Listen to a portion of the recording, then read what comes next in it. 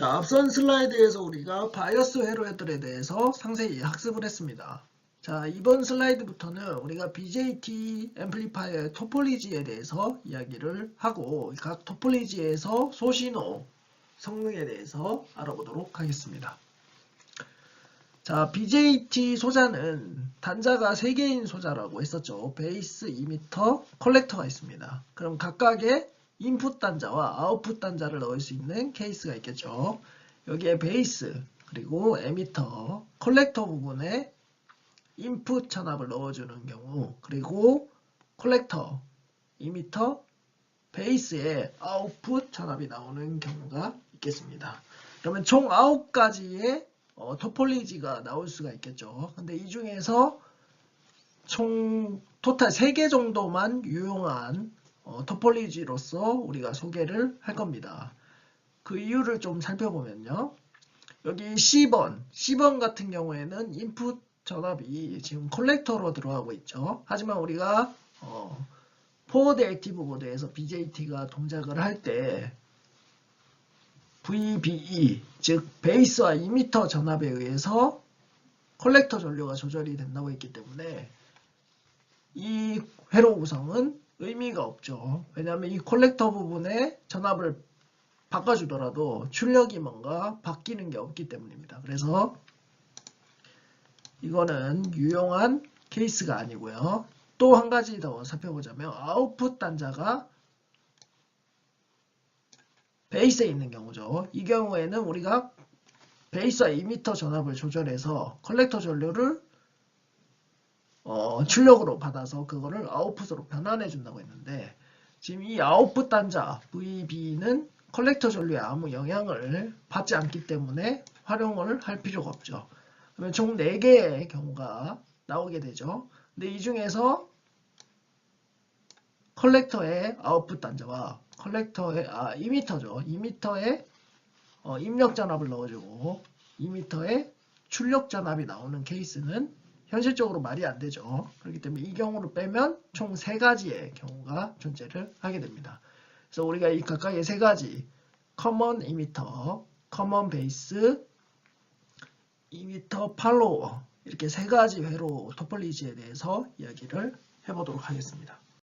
자, 첫 번째는 커먼 이미터 토폴리지입니다. 여기 지금 회로가 나타나 있죠. 이 회로에서 살펴보면 베이스 부분에 입력 전압이 이렇게 인가가 됩니다. 그리고 출력 전압은 컬렉터에 나오는 거죠.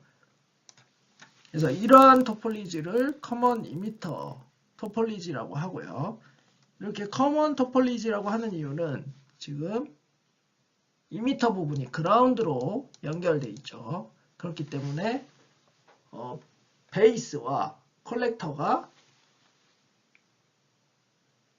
이미터를 그라운드로 공통으로 활용한다라는 의미에서 지금 우리가 커먼이라는 용어를 사용을 하는 거고요. 그래서 커먼 이미터 토폴리지가 되는 겁니다.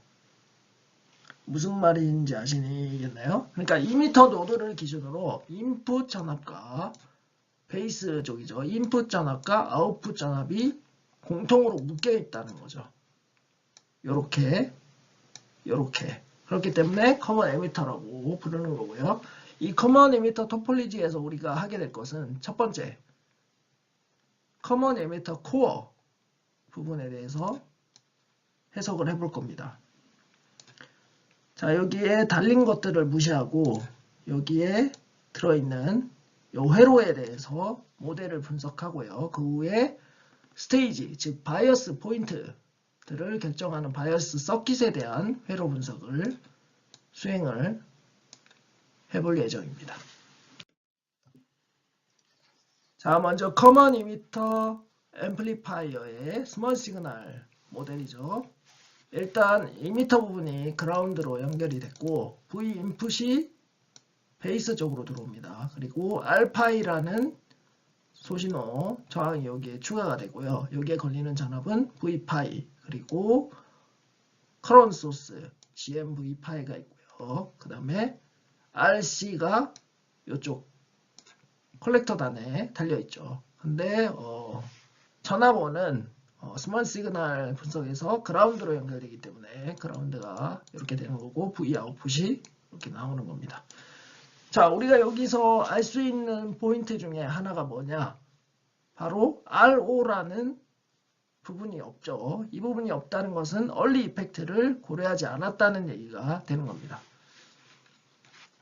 그래서 여기서 살펴보면 이쪽 로드 저항에 걸리는 전류는 마이너스 RC분의 V 아웃이라는 걸 알 수 있죠. 그러면 이게 GMV 파이랑 똑같은 거고 여기서 V 파이는 지금 V 인이라는 것을 알 수가 있죠. 인풋 전압이 그대로 여기에 걸리니까요. 그래서 이러한 관계식을 얻을 수가 있습니다. 그래서 이러한 관계식으로부터 인풋과 아웃풋이 나오고 있죠. 그러면 볼테이지 게인은 V인분의 Vout이니까 마이너스 GMRC라는 게인이 나온다는 걸 알 수가 있습니다. 그래서 결국 스몰 시그널에서 커먼 이미터 앰플리파이어의 스몰 시그널에서 게인의 부호는 마이너스이고 각각 GM과 RC, 외부 저항 RC에 의해서 게인이 결정이 된다는 걸 알 수가 있죠.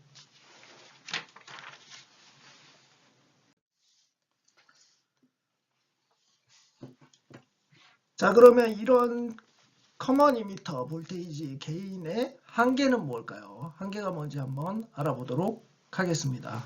아까 앞에서 볼테이지 게인이 GMRC라고 했죠. 이때 절대값을 붙여주면 마이너스 부호가 사라집니다. 그리고 GM을 바꿔주면 VT분의 IC로 되고 수식적으로 GMRC가 VT분의 ICRC가 되게 됩니다. 그리고 ICRC는 VRC라고 해서 여기 저항에 걸리는 전압으로 표현이 될 수가 있죠.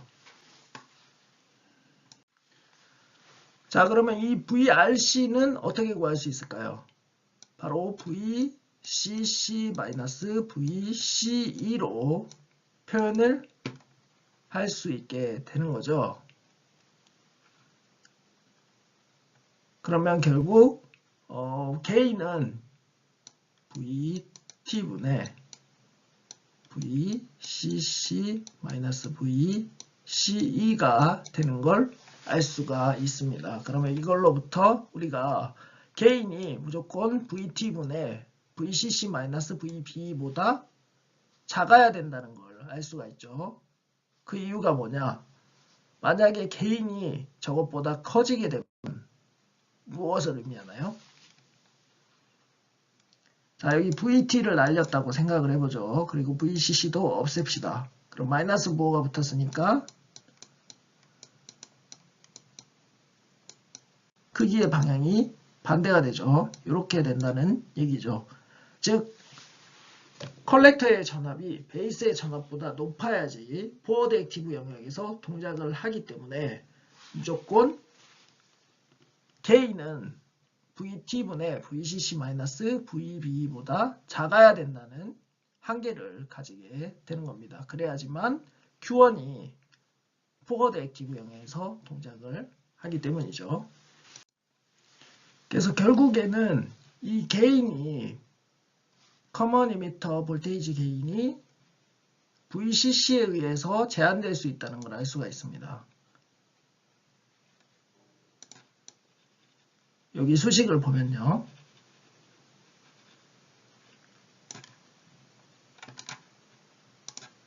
여기 수식이죠.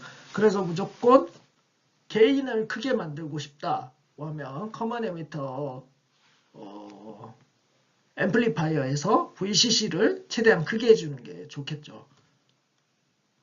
그 이유는 뭐 앞에서 계속 얘기했던 거랑 똑같습니다. 결국엔 컬렉터 커런트와 RC 곱이 전압 강화로 나타나죠. 그래서 VCC에서 이만큼이 전압 강화로 빠지기 때문에 이 V 아웃풋, 즉 컬렉터 전압이 VB보다 작아지면 앰플리파이어로 동작을 못하니까 결국 큰 VCC를 가해줘야 된다는 한계를 가지게 되는 거죠.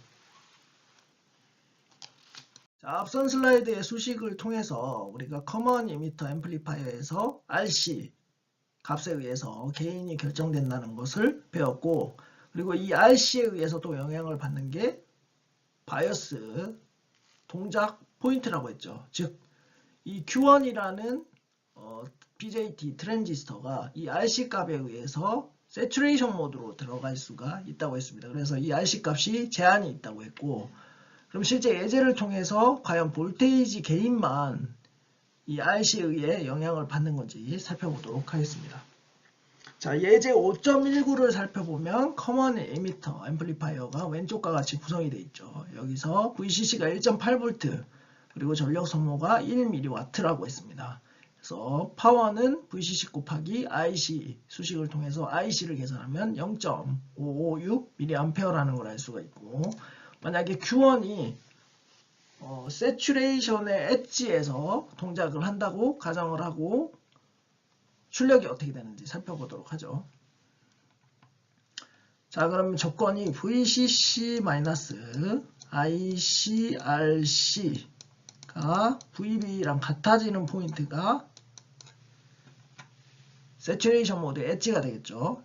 자, 이 회로에서 정상적으로 앰플리파이어로 BJT가 동작하기 위해서는 포워드 액티브 모드로 동작을 해야 되죠. 그렇기 위해서는 여기 VCE, 즉 컬렉터의 전압이 베이스의 전압보다 항상 커야 되죠. 그래서 이렇게 부호가 붙게 되고, 이거를 RC에 대해서 정리를 하면 이러한 수식을 얻을 수가 있습니다.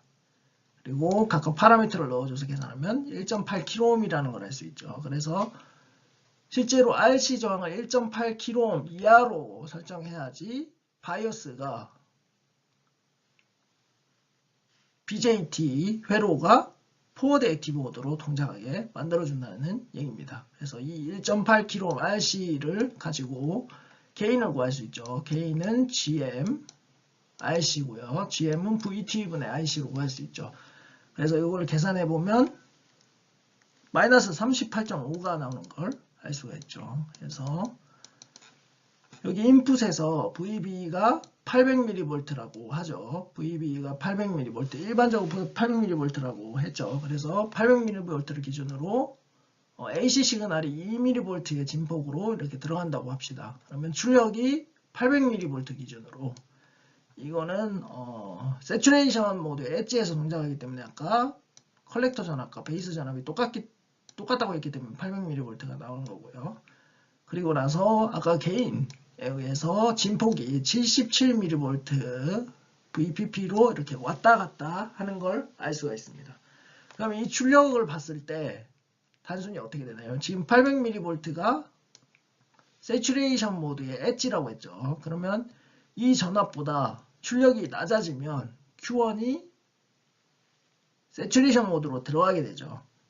왜냐하면 콜렉터 전압이 베이스 전압보다 낮아지니까요.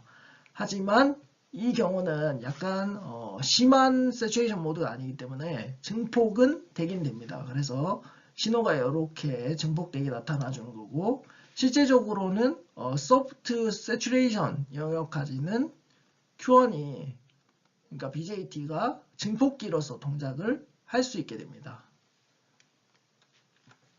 그 소프트 세츄레이션의 기준은 VCB, 즉 컬렉터와 베이스 전압 사이의 차이가 400mV일 때를 나타내는 거고요. 그렇게 되면 저항값이 다시 바뀌겠죠. 왜냐하면 VB가 400mV가 되기 때문에 저항이 좀 더 커집니다. 1.52kΩ까지 더 크게 작용을 할 수 있게 되는 거죠. 그러면 게인도 당연히 더 커지겠죠. 그러면 계산해 봤을 때 800mV에 2mV의 진폭을 가지는 신호를 넣어줬을 때 소프트 세츄레이션 영역에서 동작시키면 이 아웃풋은 400mV를 기준으로 지금 107.8mV의 진폭으로 아웃풋이 나오는 것을 알 수가 있죠. 그래서 이 경우의 회로에서는 굉장히 작은 지금 입력 스윙만 허용을 합니다.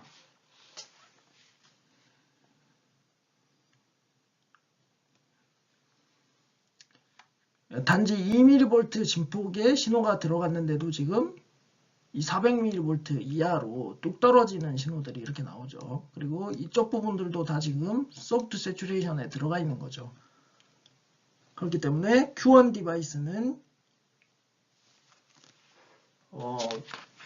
실제로 포워드 액티브 영역이 아니고 소프트 세츄레이션 영역에서 동작을 하고 있게 되는 겁니다.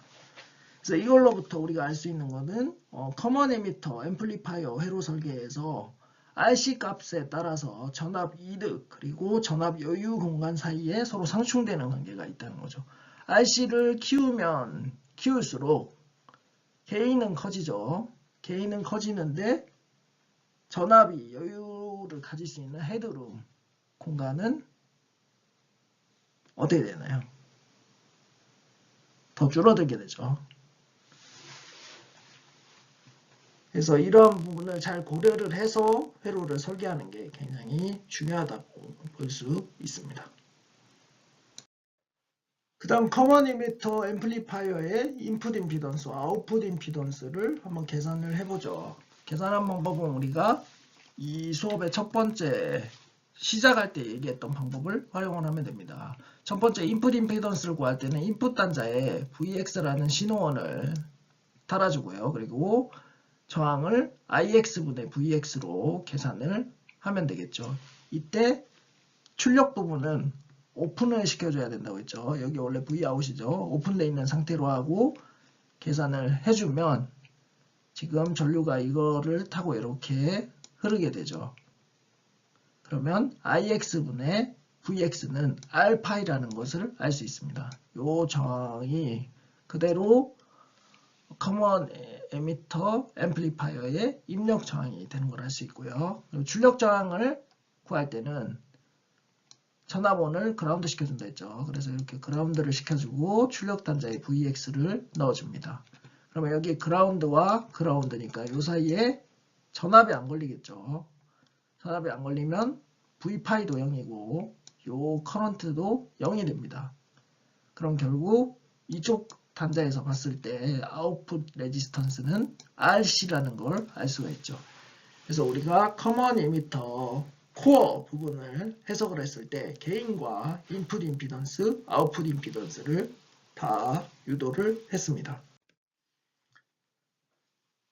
자, 그래서 커먼 에미터 스테이지를 디자인할 때 트레이드 오프 관계를 알 수가 있었죠. 볼테이지 헤드룸, 즉 스윙하는 그런 공간 룸이랑 볼테이지 게인은 서로 트레이드 오프 관계가 있습니다. 볼테이지 게인이 좋아지면 저 헤드룸이 나빠지고 헤드룸이 좋아지면 볼테이지 게인이 떨어지는 거죠. 그거는 이제 RC 값을 정하느냐에 따라 달라진 거고, 그 다음에 볼테이지 게인과 아웃풋 레지스턴스는 또 RC라는 관계로 엮여져 있습니다. 그래서 RC 값이 커지면 커질수록 아웃풋 임피던스가 커지죠. 근데 아웃풋 임피던스는 작으면 작을수록 좋다고 했습니다. 그래서 안 좋아지는 거죠. 대신 볼테이지 게인은 커지는 거고, 그리고 인풋 임피던스를 살펴보면 인풋 임피던스는 아까 R파이라고 했죠. 그러면 이 R파이가 GM분의 베타가 됩니다. 그리고 볼테이지 게인이 GM분의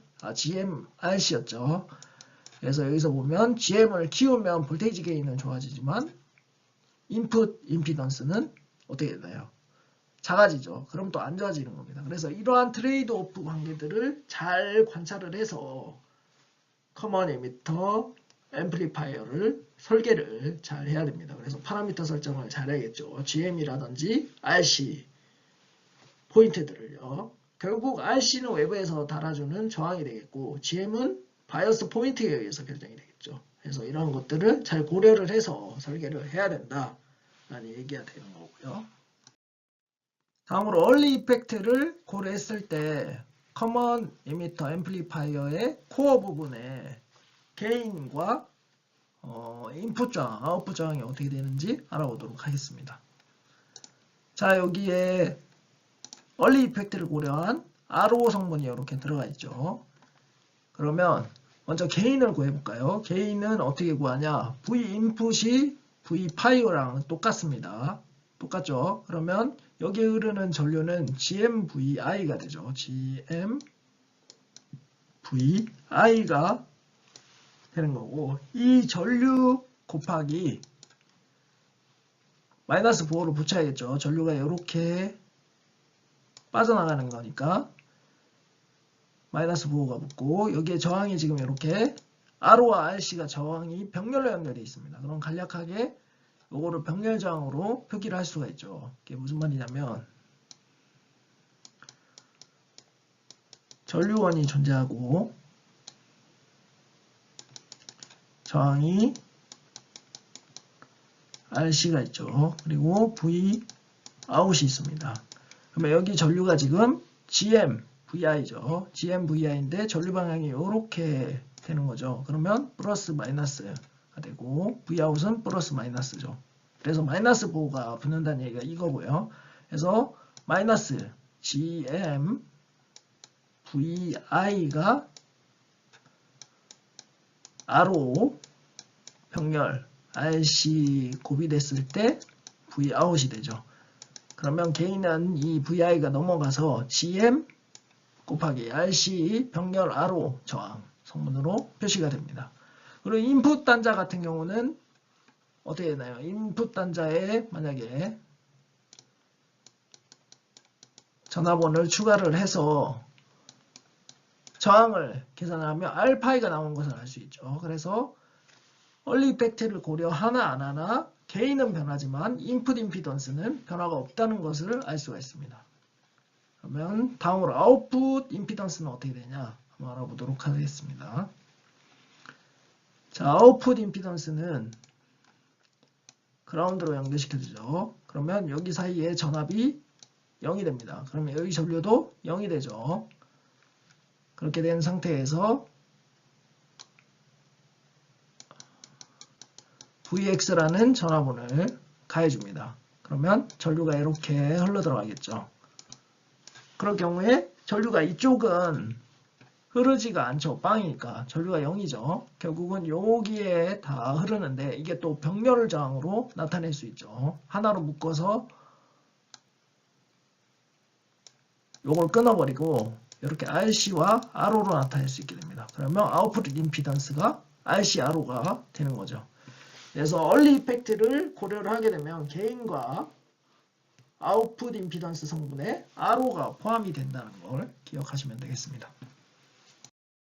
자, 커먼 이미터 회로에서 얼리 이펙트를 고려한 게인을 우리가 계산을 해봤죠. 게인이 AV가 마이너스 GM RC분의 RO라고 했습니다. 자, 이 상태에서 만약에 RC가 무한대라고 가정을 해보죠. 그러니까 외부 저항이 없다라고 생각을 해보자는 거죠. 이럴 경우에 게인은 AV는 마이너스 GM RO로 바뀌는 것을 알 수가 있습니다. 그래서 이 마이너스 GM RO는 외부의 어떤 부하 저항에 영향이 없다는 얘기가 돼서 인트린직 게인이라고 얘기를 하고요. 맥시멈 값은 그래서 결국에는 이 인트린직 게인 값이 되는 거죠. 얼리 이펙트를 고려했을 때 커먼 이미터 앰플리파이어의 최대 게인, 즉 인트린직 게인은 마이너스 GM RO가 되고 외부 부하 저항이 붙으면 그 게인이 점점점 감소하게 된다는 이야기가 되겠습니다. 그래서 여기로부터 우리가 알 수 있는 부분은 또 있죠. 여기 인트린직 게인은 바이어스 커런트와 인디펜던트 하다고 되어 있습니다. 자, 지금 여기 GM이랑 RO라는 수식이 각각 나와 있죠. 이 RO는 어떻게 구할 수 있나요? RO는 IC의 VA로 구할 수 있다고 했었고요. GM은 VT의 IC라고 했습니다. 그래서 GMRO를 곱하면 이렇게 VT분의 VA가 되는 걸 알 수가 있습니다. 결국 커먼 이미터 앰플리파이어는 바이어스, 커런트에 상관없이 게인이 결정이 된다는 걸 알 수가 있죠. 자, 우리가 앞선 슬라이드에서 커먼 에미터 앰플리파이어의 인트린직 게인, 즉 볼테이지 게인에 대해서 알아봤었죠. 그러면 커런트 게인이 어떻게 되는지도 한번 알아보도록 하겠습니다. 제가 대부분 볼테이지 게인만 사용한다고 했는데 그럼 커런트 게인이 어떻게 되는지 살펴보자고 한 이유가 있겠죠. 자, 일단 커런트 게인은 인풋 단자의 전류와 아웃풋 단자의 전류가 되죠. 그러면 인풋 단자의 전류, 베이스 커런트와 아웃풋 단자의 전류, 컬렉터 전류가 됩니다. 그러면 이 IB 부분의 IC라는 것을 우리가 4장에서 BJT 특성을 얘기할 때 봤었죠. 이게 바로 베타 값이라는 걸 알 수 있죠. 그래서 간단하게 커런트 게인이 베타라는 것을 알 수가 있습니다. 그래서 이거는 내부적으로 BJT 회로를 어떻게 설계하냐에 따라서 결정이 되는 걸 알 수가 있죠. 그래서 이 부분을 얘기를 한 거고요. 자, 다음으로 에미터 디제네레이션 바이어싱 서킷이 있을 때 전체적으로 회로의 게인이 어떻게 되는지 알아보려고 하는데 이 부분은 이제 다음 시간에 다루는 걸로 하도록 하겠습니다. 이 부분부터 다음 시간에 다루도록 하는 걸로 하고 이제까지 수업 듣느라 수고하셨고요. 이것으로 수업을 마치도록 하겠습니다.